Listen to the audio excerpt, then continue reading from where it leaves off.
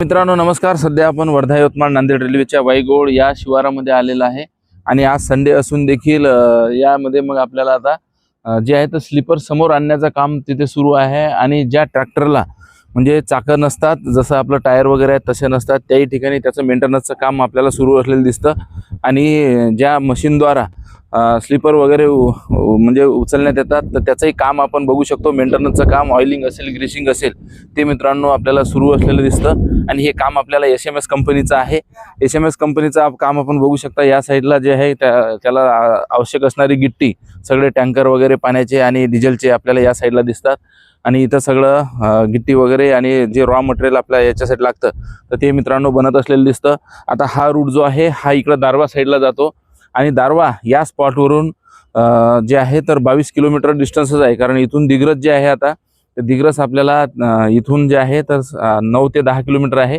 कारण आता या साईडला आताच आम्ही त्यांना विचारलं की इकडं 2 किलोमीटरपर्यंत मित्रांनो हा ट्रॅक बसवण्याचं काम आता आपल्याला पूर्ण झालेलं दिसतं आणि आता मग एका दिवसामध्ये साधारणतः किती काम होतं तर एका दिवसामध्ये साधारण 200 ते 250 मीटरपर्यंत काम होतं, म्हणजे 1 किलोमीटर व्हायला 3 ते 4 दिवस लागतात। आणि मग आता या सगळ्या परिस्थितीमध्ये आपण त्या साईडला आपण बघतो की लेबर मागून जे आहेत तर स्लीपरचं जे आता ते एक खेप घेऊन आलेले आहेत। आपण त्या साईडला जाऊन बघू आता की आता या सगळ्या याच्यामध्ये जे आहे तर कामाची परिस्थिती आता मित्रांनो आपल्याला दिवसेंदिवस वाढत असलेली दिसते।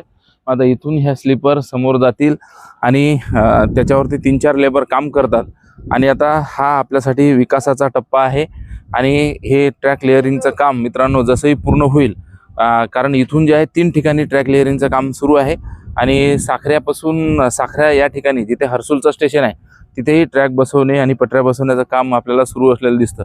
आता येत्या काही दिवसातच आपलं काम मित्रांनो हे पूर्णतः जाताना आपल्याला दिसेल। आपण चॅनलवर नवीन असाल तर चॅनलला सबस्क्राईब करायला विसरू नका। धन्यवाद।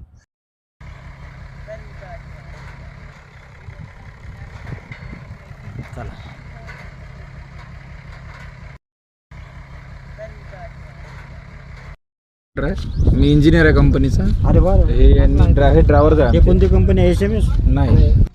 आता इकडं आपण आताचा विषय गंभीर होता